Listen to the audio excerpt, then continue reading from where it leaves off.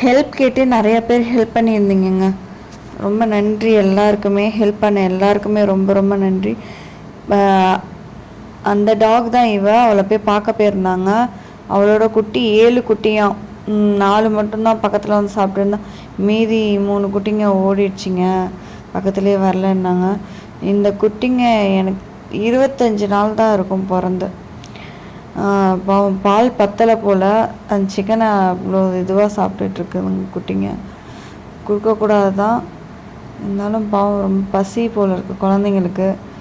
அந்த ஸ்ட்ரீட்டில் மட்டும் ஒரு 20 டாக்ஸ் இருக்கான். அங்கே போய் அவங்க பார்த்தப்ப எல்லோரும் வந்து கேட்க ஆரம்பிச்சிட்டாங்களாம், எல்லாத்துக்கும் பண்ணி விடுவீங்களா ஆப்ரேஷன் அப்படின்ட்டு கேட்டுட்ருந்தாங்களாம்.